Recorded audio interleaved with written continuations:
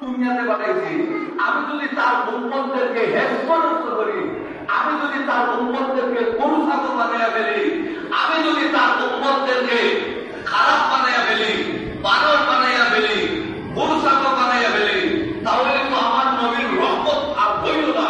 আমার নবীর রহমত প্রতিষ্ঠিত থাকার জন্য আমি উম্মতদেরকে গরু ছাগল বানাই না। কথাটা বুঝতে পারছেন? আগের যুগের নবীর উম্মতদেরকে বানর বানাইছে, আমরা অপরাধ করি না, আমাদেরকে গরু ছাগল বানানোর কথা। কিন্তু আল্লাহ বানায় না কেন? কারণটা কি? কারণটা হইল একটা, আল্লাহ বলেন ওয়ামা আরসালনাকা ইল্লা রাহমাতাল লিল আলামিন।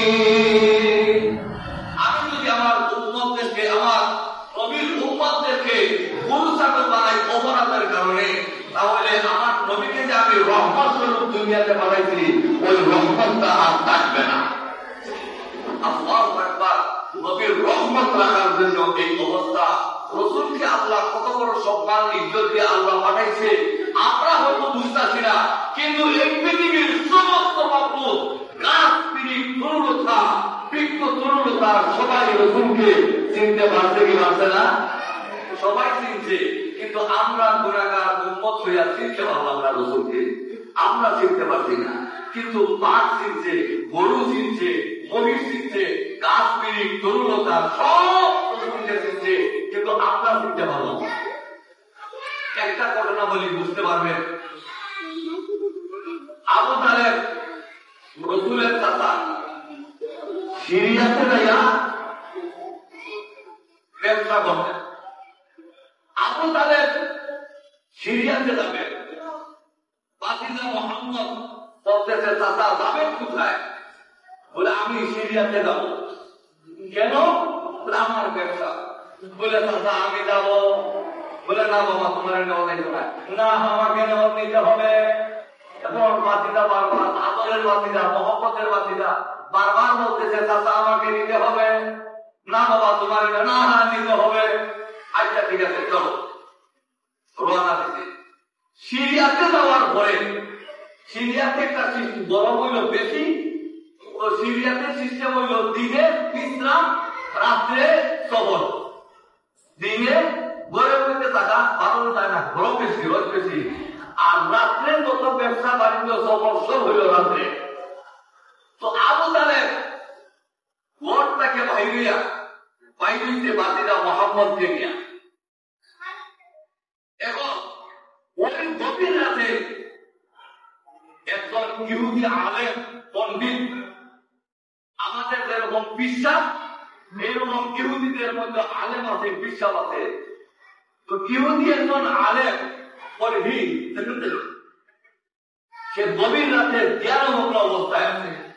হঠাৎ করে তাকাইয়া দেখে আবু তালেব যেই রাস্তা দিয়ে যায়, ওই রাস্তা দিয়া, আল্লাহু আকবার, ওই রাস্তা দিয়া, রাস্তা ডান দিকে এবং বাম দিকে যত গাছ পিড়ি তরুণ বৃক্ষ তরুণতা আছে, সমস্ত গাছ পিড়ি গুলো মাথা ঝুঁকাইয়া কাকে যেন সম্মান জানায়। আরো ধরে বলেন না সুবহানাল্লাহ। গাছ পিড়ি বৃক্ষ তরুণতা কারে যেন মাথা ঝুঁকাইয়া গাছটা লইয়া ওই লোকটাকে সম্মান জানায়। ইহুদি আলেম, ইহুদি পড়ি, সে চিন্তা করলো গাছপিড়ি বৃক্ষ তরুণতা তো কাউকে মাথা ঢুকাইয়া চিন্তা দেয় না, সম্মান জানায় না, নবী এবং পয়গম্বর ব্যতীত। বলেন না সুবহানাল্লাহ। তো এখানে তো নবীও না পয়গম্বর, এখন তো আবু তালেব কাকে মাথা ঢুকাইয়া সম্মান জানায়? এই অবস্থায় ইহুদি আলেম ঘরটাকে বের হয়ে বাইরে আবু তালেবের হাতের মধ্যে ধরছে। বলতেছে আবু তালেব উনিকে, বলে উনি হলো ছেলেটাকে, ছেলেটা হলো আমার বাতিজা মুহাম্মদ। নাম কি? মুহাম্মদ। তার বাবার নাম কি? আব্দুল্লাহ। তার মার নাম কি? আমেনা। ইহুদি আলেম ডাকতে বলেন আবু তালেব, কি এর ভালো চাও? ভালো চাবো না কেন? আমি তার ভালো চাইছি, আমার বাতিজা মুহাম্মদ ভালো চাবো না কেন? আল্লাহর ইহুদি আলেম ডাকতে বলেন, রে আবু তালেব, তুমি যদি তার ভালো চাও তাহলে এই মুহূর্তে সিরিয়া ত্যাগ করো। কারণ আমরা তাওরাত কিতাবের মধ্যে আমরা পেয়েছি, তাওরাত কিতাবের মধ্যে আমরা পেয়েছি এমন একজন ছেলে হবে, তার নাম হবে মুহাম্মদ, তার বাবার নাম আব্দুল্লাহ, মার নাম আমেনা। কুরাইশ বংশ থেকে একটা ছেলে হবে। এমন আমার ওই কিতাবের মধ্যে যে পেয়েছি, আর এবং বর্তমান অবস্থায় আমি তাকে পেয়েছি মুহাম্মদ হবেন। তার ভালো চাইলে তুমি মুহূর্তে তাকে এখান থেকে নিয়ে যাও, তার অনেক দুশ্মন আছে, তাকে হত্যা করে ফেলবে। আল্লাহ ডাকতে বলেন, রে পৃথিবীর মানুষ, আমি বন্ধু, আমি মুহাম্মদ, আমার বন্ধুকে আমি দুনিয়াতে বানাইলাম, কিন্তু তার সমস্ত জিম্মাদারি আমি আল্লাহর হাতে রয়েছে। পৃথিবীর কোন মানুষ তার কোনো ক্ষতি করতে পারবে না, আমি আল্লাহ তার সাথে আছি। এরপরেও ইহুদি আলেম বলতে দেখে নিয়ে চলে যাও, কারণ তাওরাত কিতাবের মধ্যে শুধু তা নয়, এই পৃথিবীর বুকে যত কিতাব আছে সমস্ত কিতাবের মধ্যে আমার নবী, বিশ্ব নবীর নাম আছে না নাই? একবার এক লোক তাওরাত কিতাব উল্টাইয়া 3 জায়গার মধ্যে মুহাম্মদের নাম। ওই ইহুদি চিন্তা করলো, আমরা কিতাবের মধ্যে মুহাম্মদের নাম তার পেটে চিন্তা ফেলাইনি। তখন সে 3 জায়গাতে মুহাম্মদের নাম পাইতে চিন্তা ফেলাইছে। পরের দিন ঘুম থেকে উঠতে দেখা যায় তাওরাত কিতাব উল্টাইয়া দেখে 6 জায়গা মুহাম্মদের নাম। সুবহানাল্লাহ বলবেন না? 6 জায়গা সিরিয়া ফেলাই দিল 6 জায়গা সিরিয়া। পরের দিন আবার তাওরাত কিতাব উল্টাইয়া দেখি 9 জায়গা মুহাম্মদের নাম। 9 জায়গা সিরিয়া ফেলাই দিলাম। আবার পরের দিন ঘুম থেকে উঠিয়া তাওরাত কিতাব উল্টাইয়া দেখি 12 জায়গা মুহাম্মদের নাম। সিরিয়া পারে 3বার বুঝতাম পারলাম না। ইহুদি আলেমের কাছে দেয়া বলতেছে, বুঝলাম না, তাওরাত কিতাবের মধ্যে মুহাম্মদের নাম কেউ নেই, 3বার পাইলাম, সিরিয়া ফেলাই দিলাম। আপনার কিতাবের মধ্যে মুহাম্মদের নাম থাকবে কেন? সিরিয়া ফেলাই দিচ্ছি। পরের দিন উল্টিয়া দেখি 6 জায়গা সিরিয়া ফেলাই দিলাম। পরের দিন উল্টিয়া দেখি 9 জায়গা সিরিয়া ফেলাই দিলাম। পরের দিন উল্টিয়া দেখি 12 জায়গা সিরিয়া ফেলাই দিলাম। সিরিয়ার পার 3বার বুঝতাম না ঘটনাটা। ওই ইহুদি আলেম ডাকতে বলে, তুই কি মুহাম্মদকে এখনো চিনিস? তাই মুহাম্মদ এমন একটা ব্যক্তি, এমন একজন লোক, তুই যদি একবার ফিরত পারে 3বার এইভাবে ফিরতে সমস্ত কিতাব ফিরে ফেলবে, কিন্তু মুহাম্মদের নাম শেষ হবে না। ফিরতে সমস্ত কিতাব শেষ হয়ে যাবে, তথাপিও বিশ্ব নবী মুহাম্মদের নাম শেষ হবে না।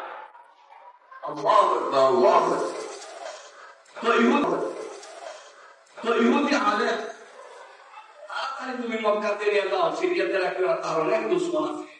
হ্যাঁ, ওই দুশ্মন বিশ্ব নবী মুহাম্মদুর রাসূলুল্লাহ সাল্লাল্লাহু আলাইহি ওয়াসাল্লামের কোনো ক্ষতি করতে পারবে? আরো জোরে বলেন, পারবে না। আল্লাহ যদি কারো পক্ষে থাকে, পৃথিবীর সমস্ত মানুষ যদি তার বিপক্ষে চলে যায়, দেখবি আর যেহেতু আল্লাহ আমার পক্ষে আছে, আল্লাহ যে আপনার পক্ষে আছে, এটা বুঝবেন কেমনে? বুঝবেন কিভাবে? আপনি যদি হকের মধ্যে থাকেন তাহলে, হকের সাথে আল্লাহ আছে নাই? আছে। বেহকের সাথে আল্লাহ। ইহুদি আলেম কয়, আবু তালেব বাতিদারের জ্ঞান যেহেতু নিয়ে আইসই, তাহলে দাও খাইয়া দাও। সুবহানাল্লাহ বলবেন না? দাওয়াতটা খাইয়া দাও, কমসে কম। আচ্ছা ঠিক আছে, দাওয়াতটা খেয়ে যায়। কমসে কম বাতিজা লুচিরা তো দাওয়াত তো হই, দাওয়াতটা খাই, দাওয়াত খাওয়া শুরু করছে। ওই গাছের নিচে একটা গাছ আছে, ইহুদি আলেমের বাড়ির সামনে একটা গাছ আছে, গাছের নিচে খাওয়ার ব্যবস্থা, ছায়া আছে চতুর্দিকে দিকে।